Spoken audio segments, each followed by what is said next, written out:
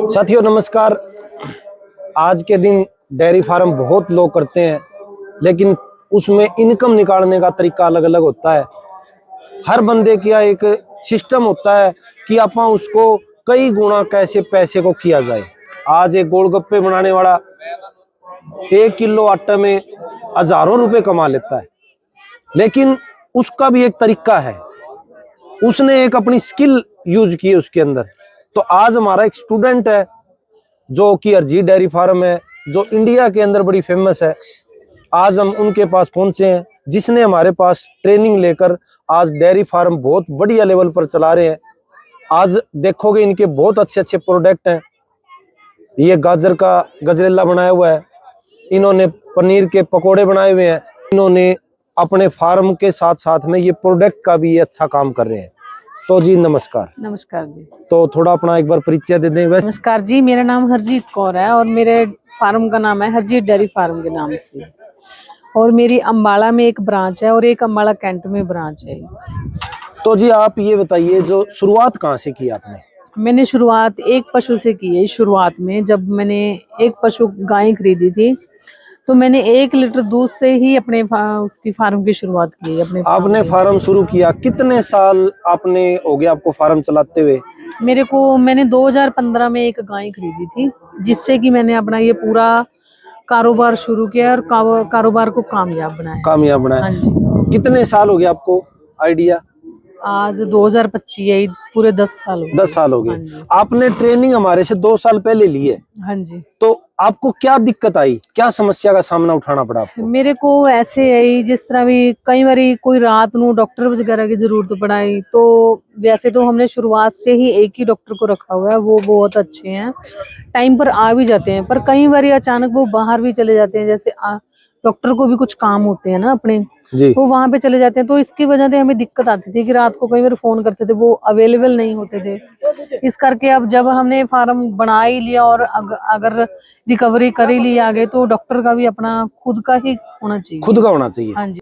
तो बहुत अच्छी इन्होंने बताई है। इनका एक आप ध्यान से सुना होगा आपने कि जब तक हम खुद ट्रेनिंग नहीं लेंगे तब तक हमारे फार्म को कामयाब नहीं कर सकते, क्योंकि इनको जो दिक्कत का सामना उठाना पड़ा है। कितने पशु आपके रिपीट हुए बार बार?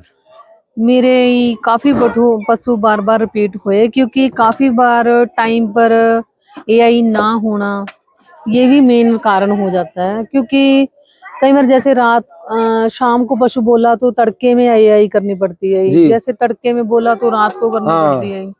तो उस टाइम डॉक्टर का आना पॉसिबल नहीं होता। तो इस करके मैंने आप खुद ट्रेनिंग ली, जो हम खुद सारी नॉलेज रख सकें। और जो गाभिन का टीका लगाते हैं उसमें अच्छी तरह, क्योंकि कई बार ऐसा होता है कि जो डॉक्टर होते हैं ना, वो डेड ही टीका लगा जाते हैं। हाँ, उनको मतलब उसकी गैस खत्म है और वैसे वो सिलेंडर में पड़ा है। क्योंकि उनको तो कोई वो नहीं है, अगर गाय या भैंस रिपीट भी होगी तो उनको तो कोई फर्क नहीं पड़ता, फर्क फार्म वाले को पड़ता है। तो साथियों आपने एक विशेष नोट किया है बात की, आज अगर कोई फार्म करना चाहे तो फार्म वही बंदा कामयाब कर सकता है जिस बंदे को प्रॉपर तरीके से आर्टिफिशियल इंसेमिनेशन की नॉलेज होगी। क्योंकि इन्होंने 10 साल तक इन्होंने फार्म चलाया, उसके बाद भी इतना एक्सपीरियंस होने के बाद भी इन्होंने ये महसूस किया कि मुझे एआई सीखने की बहुत ज्यादा रिक्वायरमेंट है, और साथ साथ में एआई के उसमें पशु का नॉर्मल बेसिक चीजें हमें पता होना चाहिए कि हम कब उसकी एआई करें, कब उसका प्रेगनेंसी डायग्नोसिस करें, कब उसका हम मिलन मिक्सर दें, कब हम कैल्शियम दें। प्रॉपर पता होना चाहिए कि हम पशु का कब किस टाइम क्या करना है, किस टाइम क्या खिलाना है, और एआई का सही टाइम क्या है। क्योंकि जो इन्होंने इस दिक्कत का जो सामना उठाया है, वो दिक्कत का सामना सबसे बड़ा फेल होने के कागार पर डेयरी फार्म आ जाता है। क्योंकि अगर पशु हमारा बार बार रिपीट होगा तो हमारा डेयरी फार्म बिल्कुल जीरो हो जाएगा और फेल हो जाएगा। ना अपना विश्वास टूट जाए।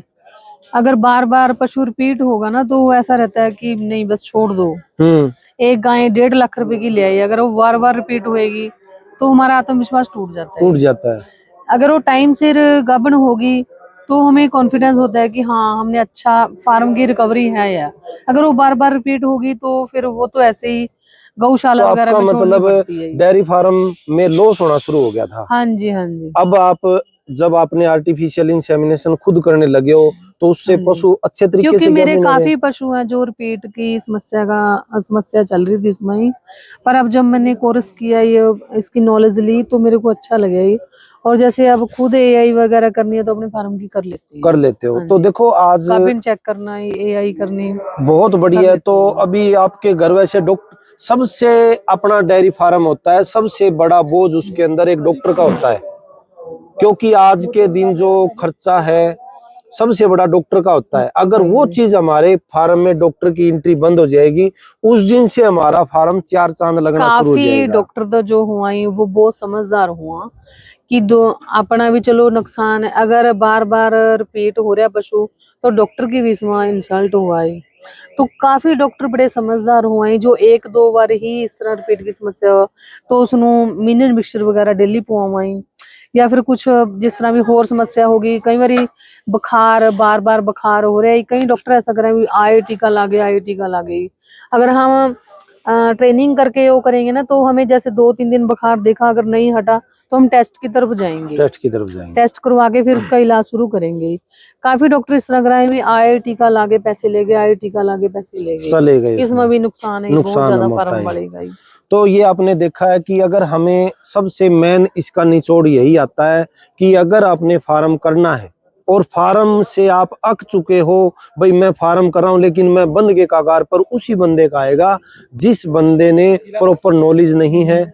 जिस बंदे को फार्म में लॉस हो रहा है तो इसका मतलब टाइम पे एआई नहीं होने लग रही, टाइम पे उस पशु का क्या खिलाना पिलाना है वो चीज नहीं होने लग रही, तभी हमारा फार्म फेल होगा।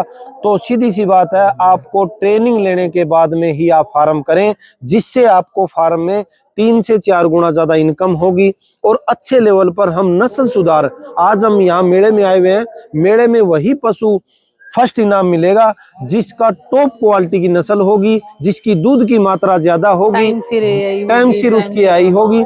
आज अच्छी नस्ल का अगर हम पशु लेकर आएंगे, अच्छा चयन कर कर लेकर आएंगे, तो हमारा फार्म को 4 चांद लगेंगे, क्योंकि नस्ल सुधारने के लिए 3 पीढ़ियां लगती है। आज हम एआई करेंगे, बच्चियां पैदा होगी, फिर एआई करेंगे, फिर बच्चियां पैदा होगी, आगे से आगे तीसरी पीढ़ी में हमारी टॉप नस्ल होती है। तो आप किसान भाइयों, सबसे पहले तो जब डेयरी फार्म करते हो तो अच्छे पशु का चयन करें, जिससे पशु से 4 ले आओ 5 ले आओ, बड़े शुरुआत में करने की जरूरत नहीं होती, लेकिन कम पशु से शुरुआत करके, अब बहन जी ने एक पशु से शुरुआत की है लेकिन आज इनका नाम है, इनके प्रोडक्ट इनके पास इतनी भारी मात्रा में भीड़ रहती है कि इनको बारी नहीं आती। किसी भी कहीं भी मेले में हम जाएंगे तो इनकी स्टॉल हर जगह आपको मिलेगी। तो साथियों, आप भी डेयरी फार्म करने से पहले हमारा जो कॉलेज है बठिंडा पंजाब और हिसार हरियाणा में, दोनों जगह आप कहीं भी संपर्क कर सकते हैं और अच्छे लेवल पर आप पैसा कमा सकते हैं।